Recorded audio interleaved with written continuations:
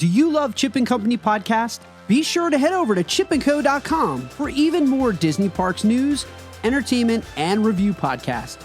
Chip and Company has been delivering the best in Disney news, planning tips, and more since 2009. And now you can get that news in an audio-only format, now 5 days a week. Every Monday, join Marc and Greg for Diz Life Podcast and start your week off the right way by living your best Disney life. Tuesday is our news and review podcast discussing the latest breaking news from the Walt Disney Corporation. Every Wednesday, we're discussing the best of Disney parks with Chip and Greg. Thursdays have Marc and Greg breaking down the top headlines of the week in And Company, a weekly news roundup. And don't forget to tune into Extra every single weekend where we give you a deep dive on the biggest topic of the week. Get that extra dose of Disney in your weekly commute, your time on the treadmill, or even just relaxing around the house. So what are you waiting for? Head over to chipandco.com today and become part of the fastest growing podcast network in the Disney community. We hope that you enjoyed today's podcast, and thank you for being a part of our podcast family.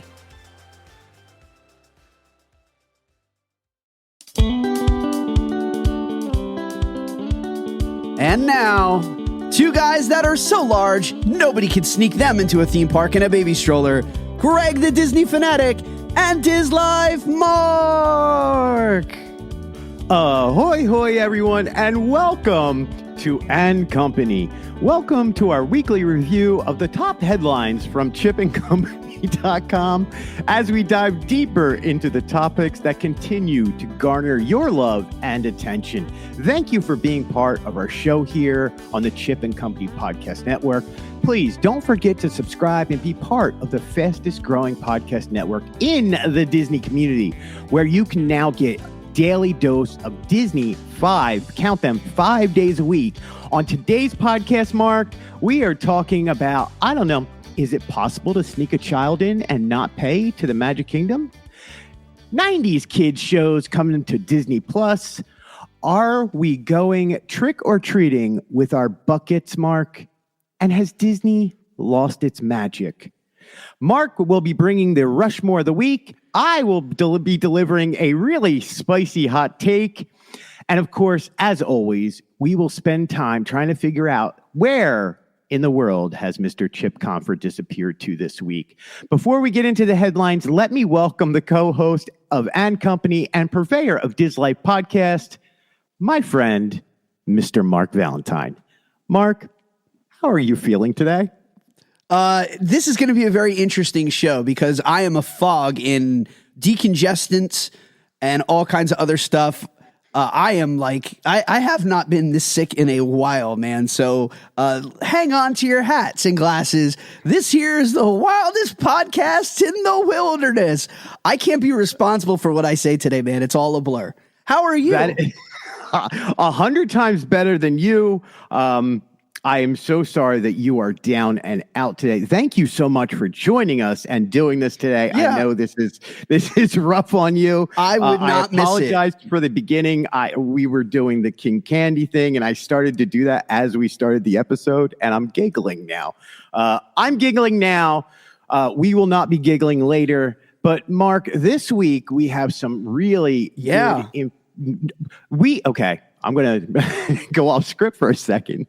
We had a discussion yesterday. We were like, we've always wanted a fluff episode where we didn't have like a hard-hitting article. Yeah. And then it happened. A hard-hitting article came through, and we were like, so much for a fluff weekend. Yeah. So get us started here, Marc. Let's get right into this. Welcome, everybody, to And Company. Yeah, voila. There was instant. It was like, here you go. Here's a sprinkling of controversy. A viral video is making the rounds online, Greg, showing a family reportedly sneaking an older child through the Magic Kingdom gates in an infant stroller. So once past the cast members, you can see the older child getting out of the infant stroller and proceeding on.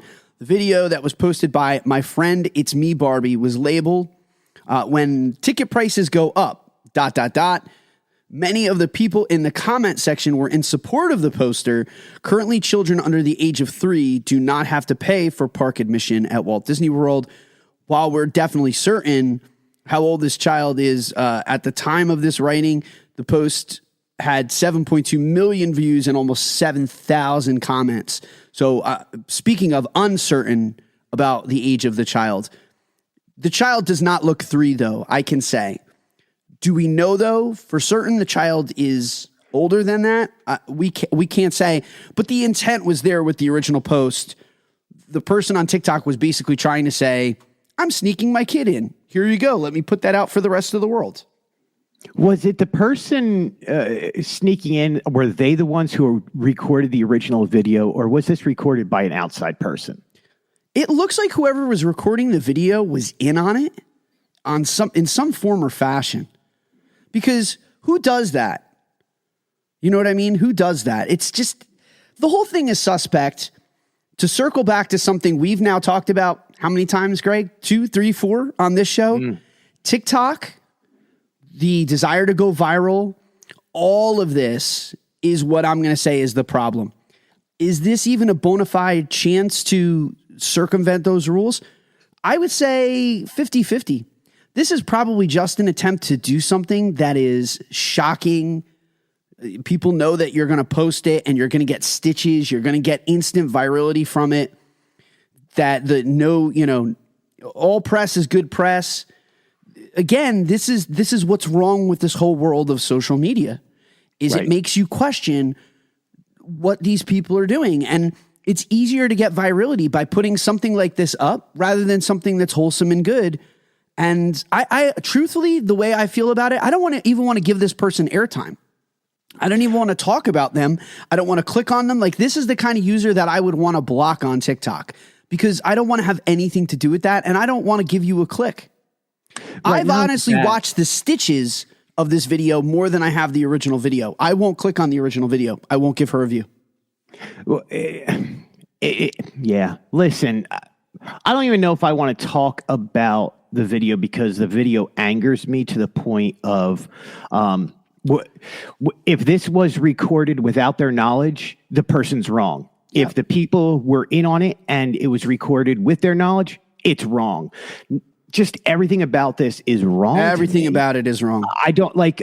I had all these points about, oh, well, these people were breaking the law and sneaking a kid in. I don't even care about that anymore. It's theft. What I care about is we just saw that an employee, for calling out a blogger out in Disneyland, an employee that worked at a Starbucks, was fired. Is this girl now who let the people in, the cast member who was working in the front gate because she didn't look at the stroller, is she now going to get fired? Like, there's repercussions to all of this. 100%. Yep. This kind of stuff is sickening to me. I don't care if they're recorded. I don't care if the people try. I really don't care that this lady tried to sneak a kid in. Like, that is an afterthought on this whole thing. It's the recording the video. It's the putting it up on TikTok. It's trying to make yourself famous. Even if this person was not in on it, what are you doing recording somebody else? Yep. If you're in on it. Man, I'm telling you, eventually, we talked about last week, Japan banning live streaming and vlogging and all this stuff. Eventually, Disney is just going to have enough. I think as society, we're right there. We are at the precipice of that breaking point with TikTok as a medium. Something that people during the pandemic were, like, you saw it explode. People had lots of time on their hands. They loved the dancing. They loved all the stuff. TikTok has become this shock value platform now. And people are just trying to one-up each other. And it's like, okay, well, now it takes this to get viral. Let me do this. Eventually, it's just going to get to a spot where park goers are just going to wholly say, enough is enough. Like, I've had it, and enough is enough. And claps to some of the bigger content creators. You heard me say on this show, the bigger content creators need to come out and start to talk out against just general guest behavior. And a lot of them have.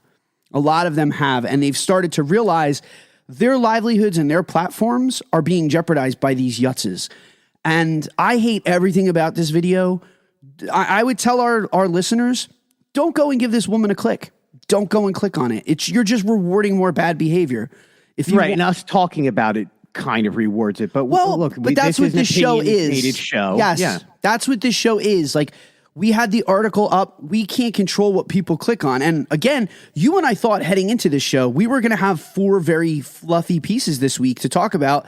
And it was a rarity. We were like, holy cow, we're going to be talking about snacks and popcorn buckets and like all of these random things, and then voila, there you go. Another piece of bad guest behavior pops up, and that's what people click on. And so it is what it is.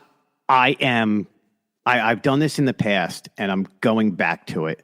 When I used to tour with bands, I always tried to be the nicest guy in the room. Respectfully, though. Like, I would want the work done, but I wasn't a jerk about it. No yelling, no screaming, positivity. From now on, I think anytime I'm in the park, anytime I'm dealing with people, it's all positive stuff. I'm so over the negative, the clickbaity. I'm over all that stuff. Amen. I think the world just needs more happiness in it and more joy, which brings us to our next article here of happiness and joy. That's a segue, my friend. Moving on. Listen, for fans who grew up in the 90s and early 2000s, any children out there that you are now adults, I am now an adult. I raised kids during this time. So I'm happy to do this article. There has been speculation for the past few years about when my friend Bear in the Big Blue House would be coming. We finally have an answer, Mark. Disney has just announced that seasons 1 through 4 of Bear in the Big Blue House will be released on Disney Plus Wednesday, October 19th, 2022. Also, another Jim Jenkins title, PB&J Otter. Season 1 and 3 will be added to Disney Plus on the same day. Mark, are you excited for PB&J Otter and Bear in the Big Blue House? Full disclosure. So I have 2 periods of Disney Channel, here's my age showing. Disney Afternoon, Gummy Bears, DuckTales, Darkwing Duck. Right? Okay. That was my entry point. That was my childhood. My next entry point, Doc McStuffins, Sophia the First, that era, when my daughter hit that age. You missed that whole, yeah. I missed all of this stuff. So like you talk, I can't even speak intelligently on it, man. So I'm glad you're excited about it, but I have no clue what you're talking about right now. Yeah, so it was actually a Jim Henson television for Disney Channel's Disney's Playhouse or Playhouse Disney. It was part of the preschool morning, but it was definitely end of 90s, early 2000. I think it was 97, 96 through 2005. I was a senior I was a senior in high school. So like bet your bottom dollar I wasn't waking up preparing my morning breakfast and firing up. Bear was awesome. Yeah. Bear was this giant bear and he was so kind and so lovable. And every time you saw Bear, all you wanted to do was give this bear a hug. He works, was it Pip, Pop, Ojo, Trilo, and Tutter? Was that English? Were the names? What? Yes. Come on, man. They were all characters. Tutter was a mouse. I'm lost. Pip and Pop were 2 purple otter twins. They lived in the otter pond by Bear's house. Come on. You're losing me, man. You're losing me. I'm glad. Listen, I'm glad this is taking you back. I'm so happy about Bear in the Big Blue House, Mark. Like, it made me, like, I'm not even kidding. I watched these shows endlessly growing up. And you're right. We had the Disney Afternoon. We had DuckTales, Darkwing Duck, as you just went through the whole list of them. This is the next iteration. This was like, okay, we're growing up. The next set of kids has to come out. And it was the start, like Bear was versus what's the purple dinosaur thing? Dude, Barney. You are so deep in the weeds with this right now. Like I'm just like sipping my tea, like the Kermit meme of me sipping the tea. I have no clue what you're talking about right now. Oh my God. I am so and PB&J Otter. We hope you've enjoyed this stroll down memory lane with Greg, which is brought to you by Disney Plus. Part of the Disney bundle with Hulu and ESPN you can Plus. Fully take the next article, but look, I for all those out there, just know my love for Giant. I'm a Muppet fan. We know this now. If we didn't know it, we know it definitively now. Thank you for that aside on. Dude, did you ever get into Blue's Clues? We're not going to talk. You triggered. You're going to bring that up right now with me? I'm triggered from that. Are you triggered? Yes, I'm triggered. So, like, I have talked about this on multiple podcasts now that I was an actor in New York City. I auditioned for the role in Blue's Clues. For Steve? You almost were a Steve? No. So Steve was renegotiating his contract, and it was when they were trying to figure out what direction they were going to want to go. And I think it was Joe was the second Yes. host. Could it have been Marc? Could have been Marc. It could have been Marc. Triggered. I'm not going there, man. I'm not going there right now. Like, you know where I am going? I'm going to McDonald's. We just got a letter. We just got a letter. Wonder who it's from. Marc. We are going to McDonald's.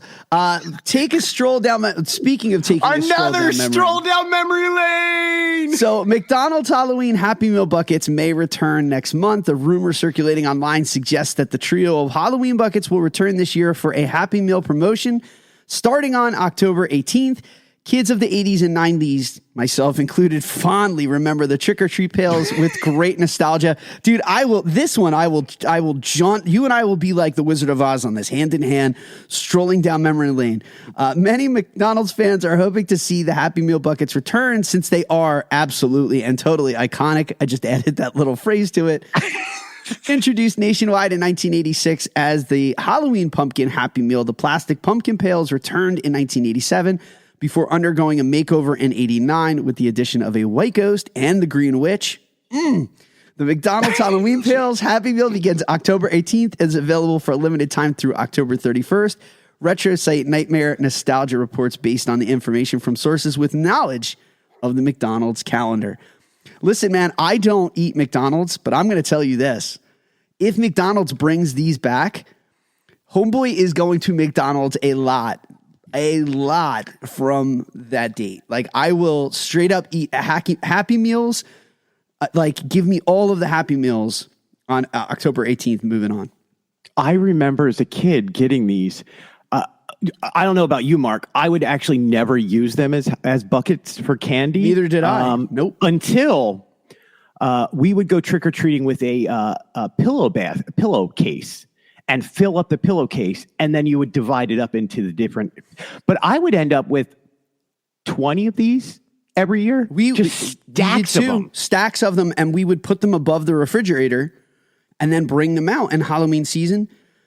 You talk about a stroll down memory lane. A plastic bucket like triggers me and brings such good childhood memories from the 80s. I'm telling you right now, I'm all in. I know this isn't a Disney headline, but I'm not the only person in the world that clicked on this. I'm telling you, people are going to go crazy. You want to talk about, I've got Figment, my popcorn bucket right here to my left. You think people went crazy for Figment. Societally, watch how crazy people go for these plastic buckets. Were you a cheeseburger or a McNuggets guy? Straight up hamburger. Yes. Hamburger. Thank you. Oh, man. Straight up hamburger. No cheese. No cheese. Did you put the fries on the hamburger? Oh, absolutely. So, but I'm a weird, so I'm also, some people have no clue. So there are inherently people that are listening to us from various parts of the United States that don't get it. I'm also from, and you will get this because you're from the Northeast, a straight up White Castle guy. That's the style of hamburger that I liked growing up. Did you have a White Castle in Philly? Yeah. Not a fan? Nope. You're allowed to have an opinion. I respect your opinion. Well, it's wrong. It's stoner. It's also stoner food, as famously known from the movie. I have no clue what you're talking about on that. It was pizza. Pizza. We would go. We would go to the pizza place, and the guy would just be like, "Oh, it's them," and he would just load us up with like free pizza. Everything that was never picked up, he would just give it to us, and we would just nosh on that. Yeah. We would grab our McDonald's buckets and go to White Castle. Yeah. Well, speaking of moving on, Magic and White Castle. Yeah. Disney fans, apparently, Marc, this is an interesting one, are suggesting that Disney World may have lost some of its magic. Disney fans are postponing their trip to Walt Disney World due to the theme park, quote unquote, losing its magic. What does that even mean? According to a survey, these fans say one major cause for this is the increase in pricing. A family vacation to the most magical place on earth is costing a pretty non-magical amount. Here's my problem. The gambling website Time to Play recently surveyed almost 2,000 quote-unquote self-described Disney World enthusiasts. 68.3% reported that the price increase make them feel like Walt Disney World has, quote-unquote, enough with the codes, lost its magic. There's a lot of quoting in this article, Marc. Yeah. 92.6% reported that they believe the high cost of the park has made their vacations for the average family out of reach. Pricing for tickets now varies by date, but the cheapest one-day standard cost is $109. In 1971, Magic Kingdom opened a ticket cost just around $3.50. Adjusting for inflation, that would be about $25.60 today. The average price increase has been 7.4% each year. Almost 50% of the survey respondents said they had postponed a Walt Disney World vacation in recent years. You know what? Yeah. Go ahead, man. I don't know. Go ahead. The survey also showed that most Disney fans felt they wouldn't get a true Disney World experience if they didn't pay for upgrades. Things like the new Disney Genie Plus that allows guests to skip longer lines, costs an extra $15 per person. So on top of the ticket, then you have to pay for Lightning Lane. Mark, what do you think about the continuous price increases and also about this survey? You're in a no-win situation. Let me first say that. You know, people can look at these price increases, but then people also will say something like, you know, Disney needs to start paying their staff and their cast members a livable wage. Well, guess what? When they start to do that, and if they raise those costs, and you know, there's an economic principle called there is no such thing as a free lunch. Like, someone's going to pay for it, and you as the consumer are going to pay for that. New rides, new experiences, new gates, all of that stuff is going to require an increased cost to the guest. All of that aside, look, here's the thing.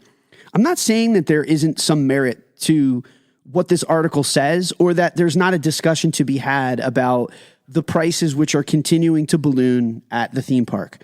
But the concept that Disney was once free, or, you know, that like these things, it's a luxury item. Okay. It's a vacation. Vacations are not entitlements. They're things that you have to aspire to get. Like, there's no entitlement to like say that everyone is going to do this. It was never that way. It's a vacation. It's a luxury purchase. And as such, like it's not something that everyone has to do or should do.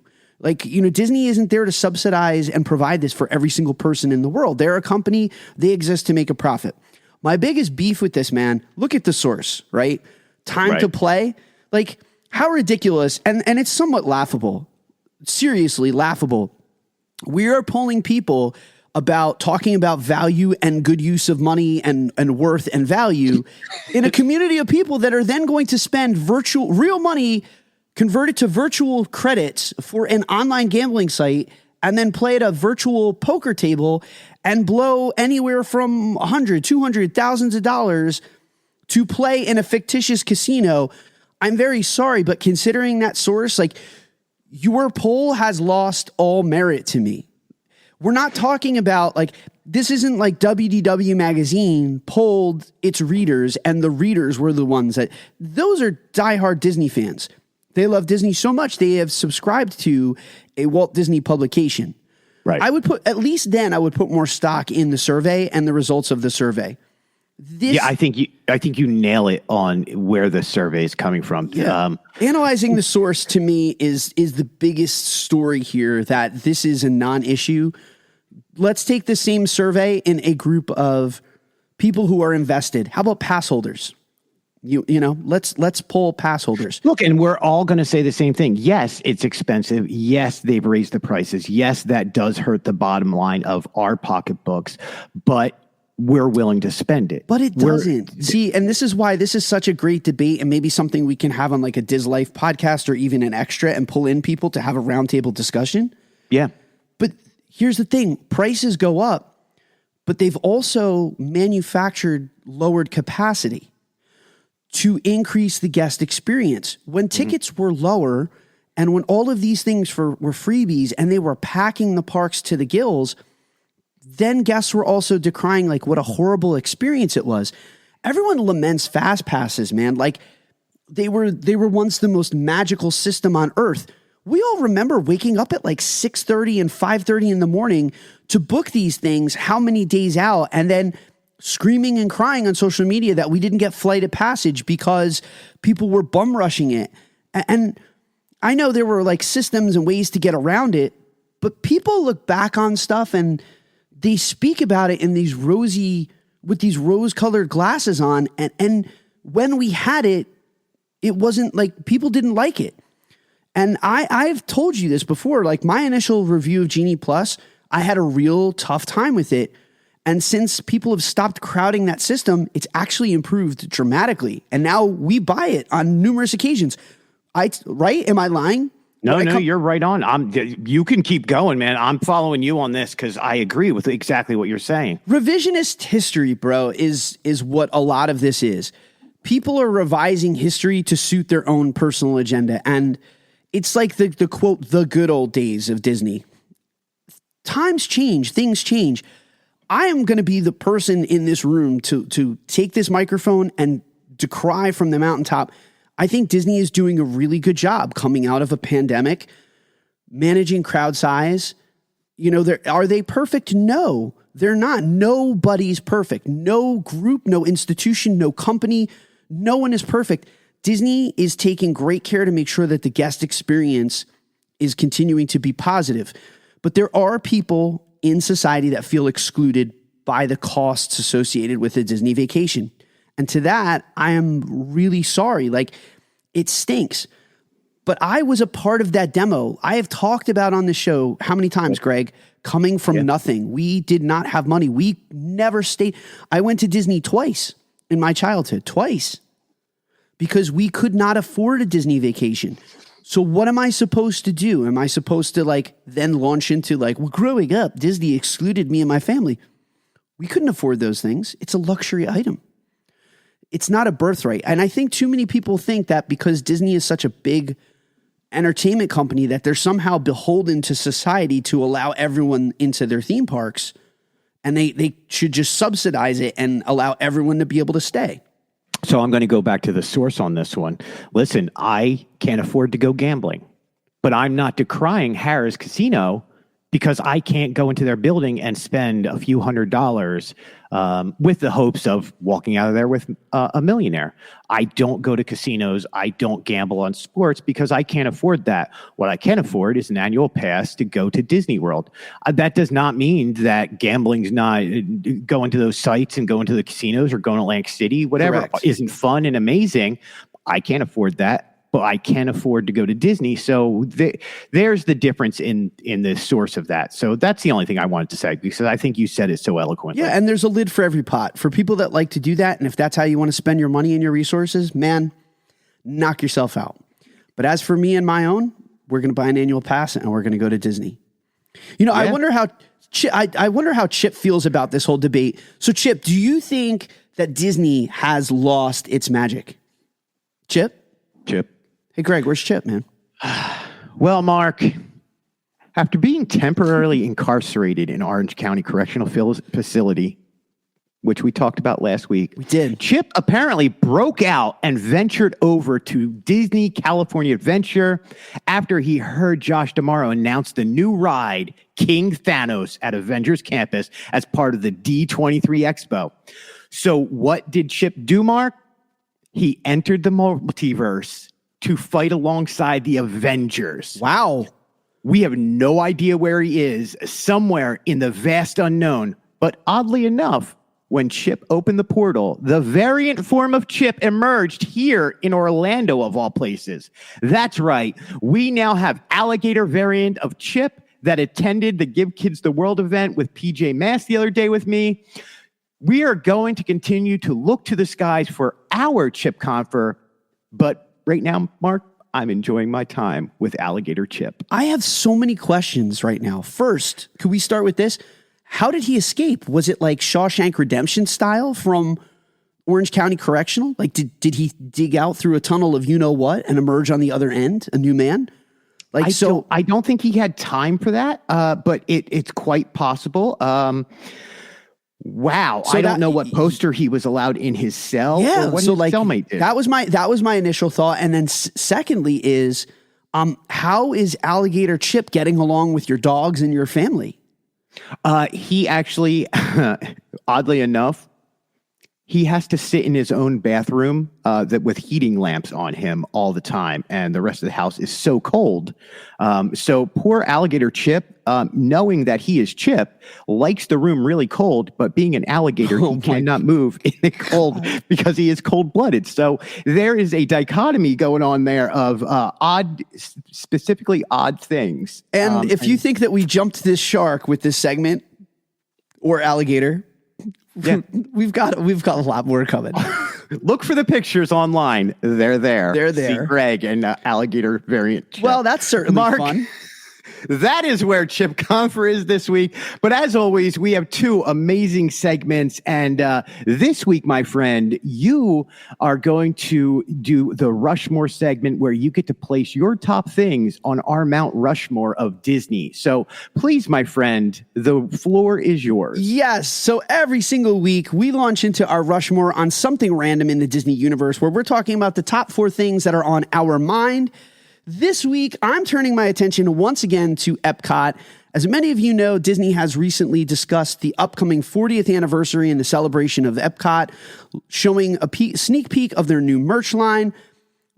So today in our Rushmore, we are helping mark that 40th anniversary of EPCOT by saying that over the past 4 decades, we know that it has changed so much. So here is my random Rushmore, Greg, on what to do to get a true vintage EPCOT experience if you want to celebrate the classics in this week's Random Rushmore.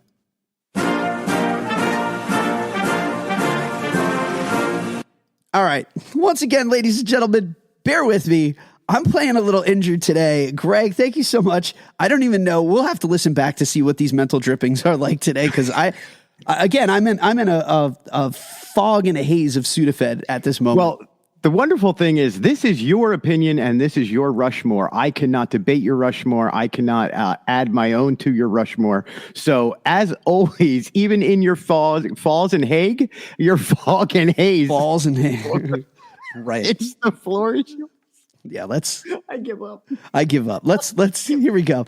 All right. Do you want to have a true vintage experience, despite the fact that EPCOT is barely unrecognizable versus what it was? If you want to take a stroll down memory lane, if you want to celebrate in true 40th fashion, here would be my first tip. Number 1, take a stroll around the World Showcase Lagoon. The World Showcase, since inception, has been such a big part of the EPCOT experience, and it still is at 40 years. Yes, there's definitely more countries. Yes, they've added some intellectual property over into various countries that you can ride, but you don't even have to do that.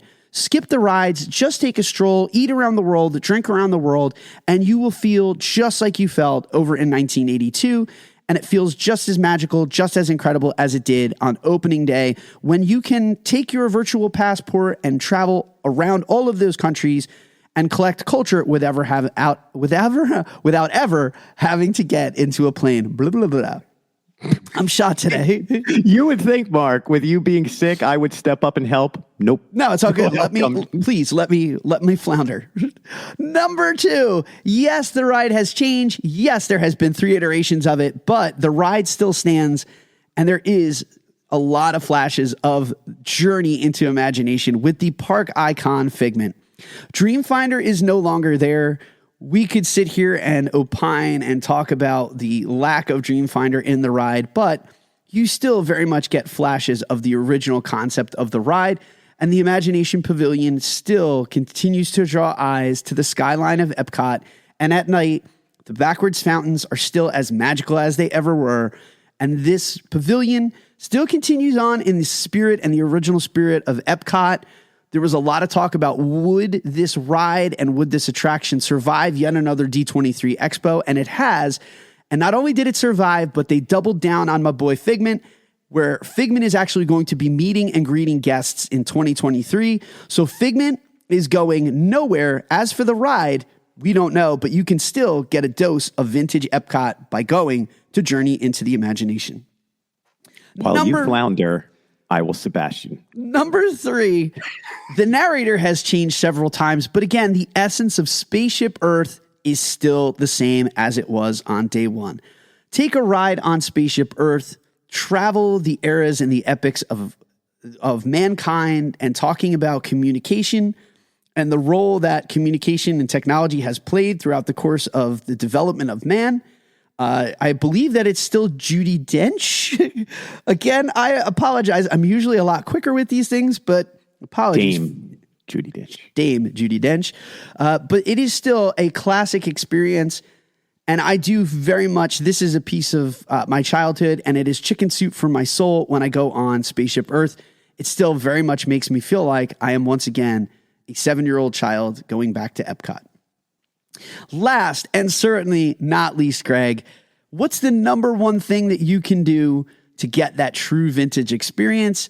D23 Gold members are getting a special invite as part of a special event where they will get a chance to live with the land and celebrate this initial concept over at Epcot, which is edutainment.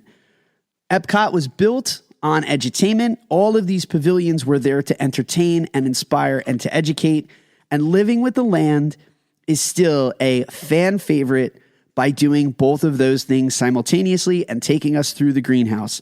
Please, however, do not jump out of the boat in order to procure a cucumber, lest you will go viral on TikTok and likely get a lifetime ban. And with that said, those are my 4 items to enjoy a vintage experience for the 40th anniversary of Epcot.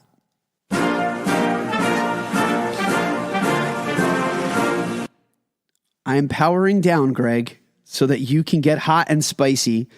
In our last segment of the week, this week's hot take is brought to you by Greg. Every single week, one of us editorialize and we blow hot on something. And Greg, you are very spicy about The Little Mermaid this week. So without any further ado, here is Greg with the spicy hot take of the week. Mark, thank you so much for the floor. Listen, this is going to sour some people, but on this one, I do not apologize. This is my opinion and does not reflect anyone working at Chip & Company. This is not the views of Chip & Company. This is the Greg opinion. And I want to make that clear before I go into this. So there you now know how spicy of a hot take this is. Mark, I am so sick of the anti-The Little Mermaid backlash. Oh, my song was ruined. Really? Because Miss Jodie Benson said it was a great song and it was well done by Halle Bailey. I think there are a few arguments running around, and unfortunately, none of them stand up to the "am I a racist?" test. Let's go through a few of them. Some people are just sick and tired of the live-action remakes. Fine. They are normally not very good, and some people feel they are soulless cash grabs by a soulless corporation that has lost its magic. Most of the recent live-action remakes were panned and made fun of at large. I can honestly say I think I wrote out that argument better than anyone I've seen on Facebook or forums have written about it. The end of this one comes down to this. People complain about remakes. Yet what movies do the best for Disney? Certainly not the new titles out there like Turning Red or Raya, because people complain about the new movies and don't go see them. But they turn out in droves for these remakes and the movie makes billions. So that cannot be a valid argument at all. Other folks believe that Disney is blackwashing the movie. The argument is that from the start until now, the remakes at least mostly kept to the racial origins of the story and they kept them intact. For example, let me just go to The Lion King. 95% African American. No one batted an eye. That was fair.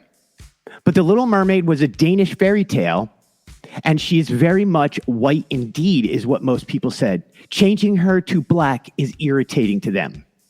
All these, but it's Danish, purists are just addicted to the rage and need to let it be known how wildly fragile they are. It's been a good time for rage bait reactionary YouTubers and bloggers. Between Rings of Power, House of Dragons, She-Hulk, and now The Little Mermaid, they are probably raking in views, stoking the rage and the hate for these man-children out there. Yet look at the reaction to this or to the Splash Mountain rethems. Every single argument has a tone of racial superiority to this. My favorite quote right now is from the Go Woke, Go Broke people. Listen, Disney's not going broke, and more people are watching these films and going to the parks. I will say, yes, I'm going to see this. I'm going to take my grandkids who happen to be mixed. I will be very proud for them to see representation in a movie and sing along to this fantastic soundtrack. The soundtrack to the Disney's Little Mermaid is epic, and I think all kids need to hear this. I would love for these kids to grow up in a world where their skin color just doesn't matter, and it doesn't start arguments or get debated. I can't even imagine what it feels like. I've never had to think of these things before. The problem is, my whiteness will not protect them from the horrible people in this world. All I can do is talk to them, talk to my grandkids, let them know what my life has been like. I can give them an education and an educated idea of what this world is like. I know that these kids will be amazing people. I know that they will be loved. I also know that this conversation as a whole is a lot bigger than I am. They are going to have to go out and find the answers that I can't give. I don't understand this. They're going to have to find answers that will never be able to be answered. Like why people hate on the Little Mermaid just because of her skin color. Well said, dude. I know that was emotional for you. And while I'm not here to comment, if I could just add a little footnote on this, because I don't want to take up another week of In Company for me to provide my take on this. And I have thoughts. It's a fictional character. It's a mermaid. If you have problems with a fictional creature, I would remind you, unicorns aren't real. Mermaids are not real. There's no color ascribed to them. If that's your biggest problem, I really think you got to check yourself, because seeing the reactions of little girls, seeing themselves represented, like how could that not be awesome? And you know what? Your kid's always going to have the Jodie Benson animated version. I just don't understand why there's a problem with this. So that's my 2 cents. The whole argument bothers me a lot, Mark. As a grandfather, as a father, as just a human being in this world, certain things should not be an issue in our lifetime. They just should not be an issue. And it angers me that we're still talking about it to this day. I've never had to go through this. I can't imagine what it's like to go through this world and be hated on and to be degraded just because I'm not a white person. I don't understand that. I don't understand the people who think that way. And I'm going to stand on my mountain and whatever platform I have and decry it and say how horrible that is. This needs to be said. Stop being ignorant. Stop being stupid. People are people. It's okay to love everybody. You can have a difference of opinion, but respect and love go a really long way in our world today. Respect and love go a really long way in this world. So just be aware of what you're putting out into the world. What a great and positive way of finishing off today's episode of And Company, man. Well, that'll do it for another episode, Mark. We were spicy. We had a great Rushmore, some amazing articles. Listen, everybody go back and listen to the other episodes we did this week. A lot of fun was had here at the Chip and Company Podcast Network. And as always, we do seriously appreciate every single person who is listening to these episodes. Whether you agree or don't agree, we just respect and appreciate that you listen to these episodes. So as always, Mark, for And Company, for Mark Valentine, and myself, end of line. End of line. Bye, Alligator Chip.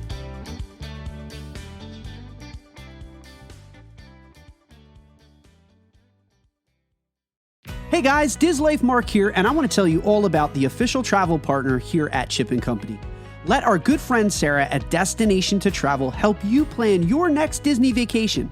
Sarah specializes in planning dream vacations for your family. She's an authorized Disney vacation planner, and she can help with every step of your magical vacation. The best thing is that her services are 100% free. Want to travel beyond Disney? Sarah has you covered there too. Want to find out more? Fill out a trip request form over at the website at Chip & Co. or email her directly at sarahsolberg@d2travel.com. What are you waiting for? Start planning that dream vacation today. Email her at sarahsolberg@d2travel.com.